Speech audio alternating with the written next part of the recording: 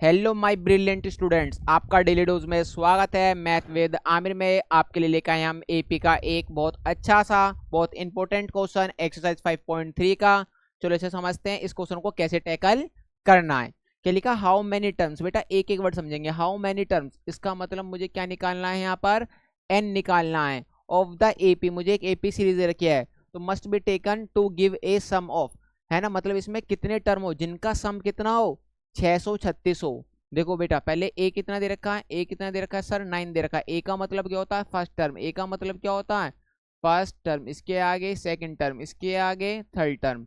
Sir D कैसे निकालते हैं, डी कैसे निकालते हैं, आगे वाला टर्म माइनस पीछे वाला टर्म। डी कैसे निकालते हैं, आगे वाला टर्म मतलब T2 माइनस का T1 भी लिख सकते हो, या क्या लिख सकते हो, T3 माइनस का T2 भी लिख सकते हो। तो चलो निकालते हैं। तो D इज इक्वल टू क्या हो जाएगा, यहाँ देखो T2 कितना है 17 और माइनस T1 कितना है 9।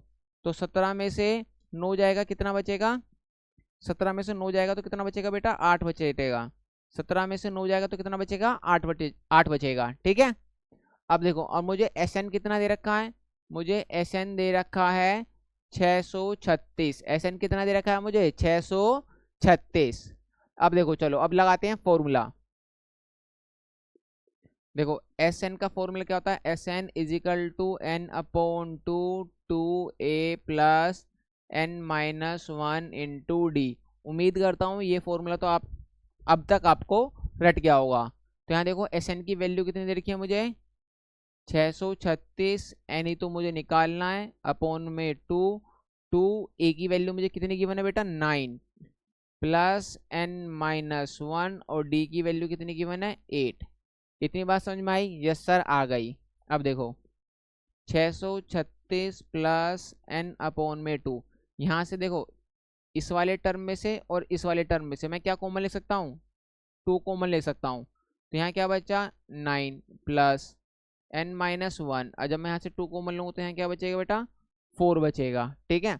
अब देखो इस 2 से ये 2 कट चुका है तो यहाँ क्या बचा, 636 इजिकल टू एन 9 प्लस इसकी मल्टीप्लाई में करूंगा तो कितना आ जाएगा, 4n और माइनस का 4।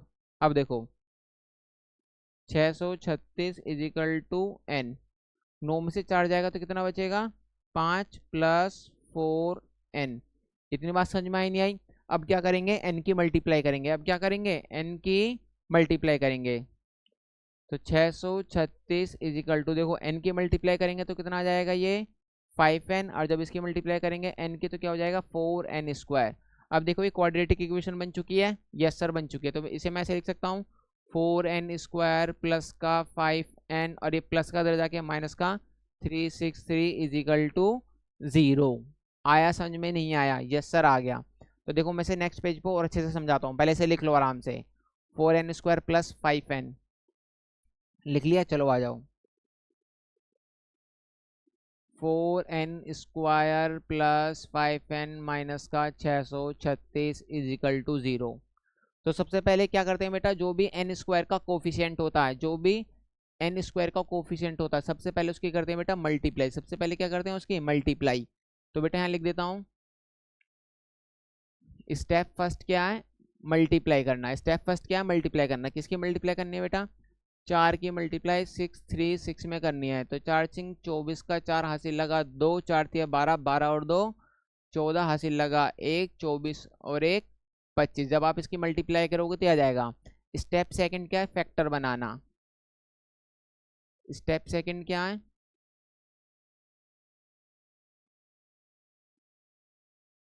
फैक्टर करना। ठीक है। अब चलो इसके एलसीएम लेके फैक्टर करते हैं। फैक्टर कैसे लेंगे बेटा, एलसीएम करके।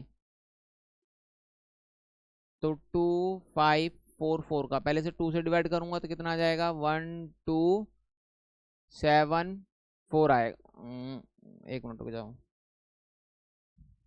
2 एकम 2, 2 दूनी 4 हासिल लगा 1, 2 सत्ते 14 और 2। फिर दोबारा 2 से डिवाइड करेंगे, कितना आ जाएगा, 6 3 6।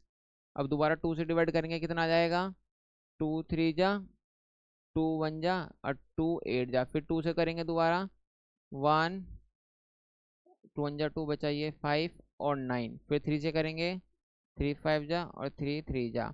अब ये 53 बेटा प्राइम नंबर है तो ये खुद से ही घटेगा। तो हमने फैक्टर कर लिए। अब बेटा फैक्टर करके स्टेप थर्ड क्या होता है बेटा, साइन देखना है। क्या देखना है, साइन। प्लस है कि माइनस है, तो बेटा ये क्या, ये वाला साइन देखना, माइनस है, तो माइनस करने पे क्या आना चाहिए, माइनस करने पे 5 आना चाहिए। अब इस फैक्टर का यूज करेंगे, देखो 2 2 जा 4, 4 2 जा 8, 8 2 जा 16 और 16 3 जा कितना होता है 48। अब देखो 53 में से कितना जाएगा, 48 जाएगा, तो कितना बचेगा, 5 बचेगा। और जब मैं 53 और 48 की मल्टीप्लाई करूँ तो क्या आना चाहिए, ये वाला नंबर आना चाहिए। तो देखो 2544 आप करके देखो, ये वाला नंबर आएगा, है ना, मल्टीप्लाई करके चेक कर सकते हो, ठीक है, और चेक करना भी है। अब यहाँ देखो आ जाओ, तो अब यहाँ मैं क्या लिखने वाला हूँ,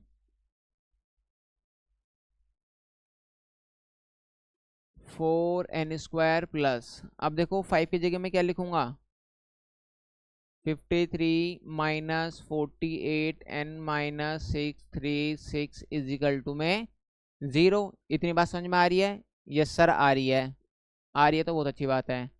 4n², अब देखो n की मल्टीप्लाई करेंगे तो कितना हो जाएगा, 53n माइनस का 48n माइनस का 636 इजिकल टू में 0। बताओ यहाँ तक किसी को कोई परेशानी, नो सर, ठीक है। अब देखो इसमें से क्या कॉमन ले लूँ, यहाँ से मैं n कॉमन लूँगा, तो यहाँ क्या बचेगा 4n प्लस का 53। यहाँ से मैं क्या कॉमन लूँगा, देखो इसे क्या लिख सकता हूँ, 12 चौक 48, और इसे 12 पंजे 60, 12 तिया 36। मैं 636 के फैक्टर बनाऊंगा तो क्या लिख लूँगा, 12 इंटू 53। अब मैं यहाँ से क्या कॉमन ले लूँ, माइनस का 12, माइनस का क्या कॉमन ले लूँ 12, तो यहाँ क्या बचेगा 4n। जब माइनस चला गया तो यहाँ क्या बचेगा प्लस, अब 12 चला गया तो यहाँ क्या बचेगा 53। देखो बेटा ये क्या होना चाहिए, सेम होना चाहिए, ये क्या होना चाहिए आपस में दोनों सेम। अगर ये सेम है तो इसका मतलब ये क्वेश्चन हमारा यहाँ तक बिल्कुल सही सही है। अब देखो आ जाओ, 4n प्लस 53 ये भी कॉमन ले लो, यहाँ क्या बचेगा 4n माइनस 12 इजिकल टू में 0। अब बेटा यहाँ से दो केस बनेंगे, क्या बनेंगे, दो केस। एक बार एक यहाँ मैंने गलत लिख दिया है, यहाँ क्या बचेगा n माइनस 12 बचेगा, क्या बचेगा n माइनस 12। एक बार ये लिख लिया और एक बार इन दोनों को लिखते हैं, तो देखो